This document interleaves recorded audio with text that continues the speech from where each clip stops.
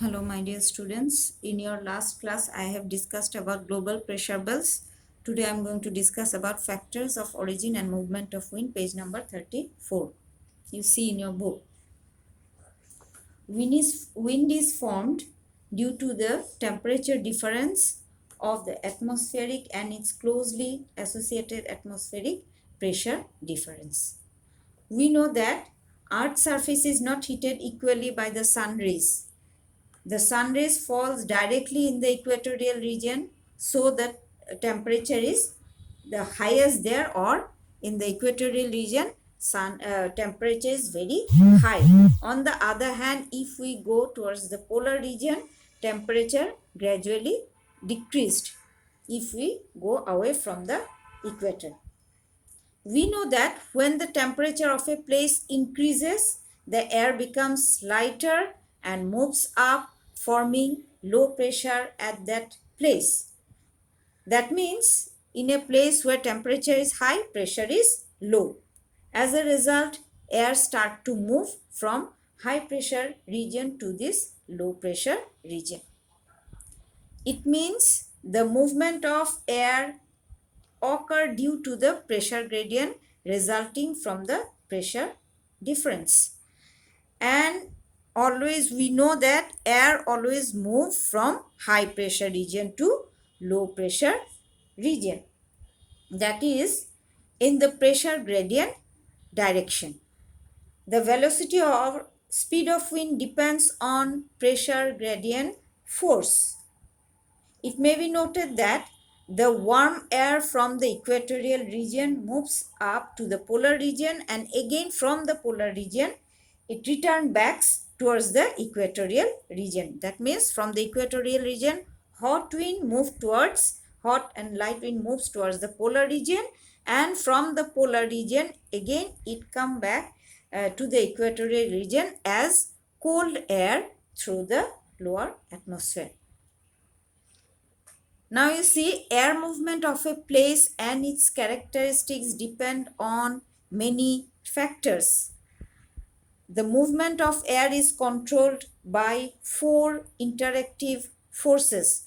These four forces or factors influencing the movement of air or wind are pressure gradient force, gravitational force, centrifugal force, and frictional force.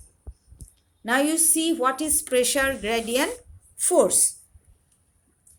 Generally on the Earth's surface, due to pressure difference, force is generated from there, which results in the movement of air. This force, which is generated as a result of pressure difference, is known as pressure gradient force. Actually, the rate of pressure difference between two places is called pressure gradient. The amount of force generated due to pressure gradient depends on two factors. One is pressure difference between the two places. Second one is distance between them. The speed of wind becomes more if the pressure difference between two places is more. That means, you see, here it is high pressure area, low pressure, high pressure, low pressure.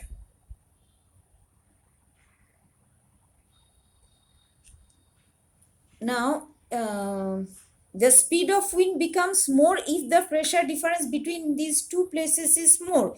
If this high pressure is very high and here it is very low, then what happens? Speed of wind from here to here is very high speed. Speed of wind is high. Speed of wind is very high. Now, if the difference between these two are medium, then speed of wind is medium. If the difference between these two high pressure and low pressure region is less, then their speed of wind also very less.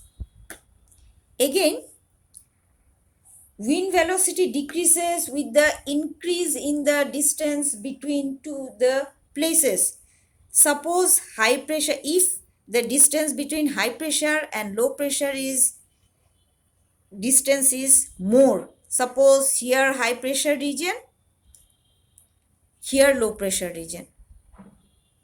If the distance is high, if their distance is means very long distance, then speed of wind is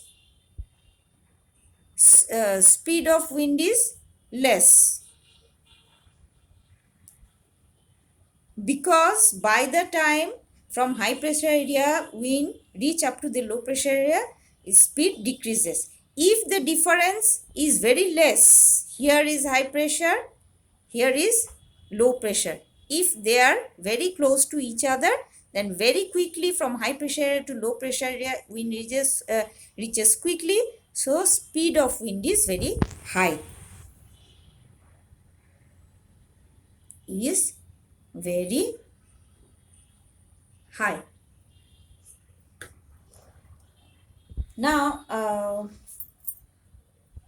the direction in which pressure decreases, wind blow. Again, this pressure gradient force determines wind direction also. The direction in which pressure decreases, wind blow in that direction only. Here you have seen that low pressure is in eastern side, so wind blow eastern side only. But if the pressure difference, here is low pressure, here is high pressure, then wind blow opposite side. That means the direction of wind which blow, which the pressure decreases, wind blow in that direction only. It means by studying the pressure gradient of a region, we know two things.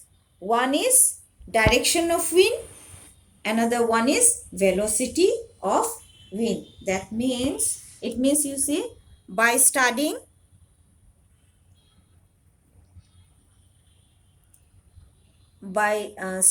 the pressure gradient of a region,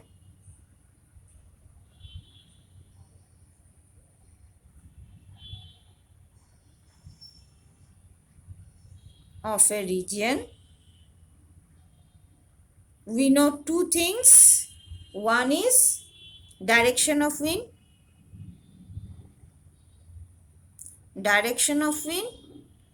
another one is velocity of wind. Now you see, if the pressure gradient of a region increases, the wind velocity of or speed becomes so high. If it becomes difference is very high, then the velocity of wind becomes so high that the atmospheric condition of the area become unstable. So on the other hand, the area where the pressure gradient is very low, the wind movement is zero or no wind movement remains there. Now you see, the atmospheric pressure generated by temperature difference does not have equal impact in every part of the earth. For example, in a place, the impact of pressure difference created by daily range of temperature is very less. But the impact of pressure difference resulted from the latitudinal difference. That means equatorial regions pressure and temperature, and polar regions pressure and temperature, and their impact is higher than the regional pressure difference and regional temperature difference. Today up to this much. Next day I will explain about gravitational force.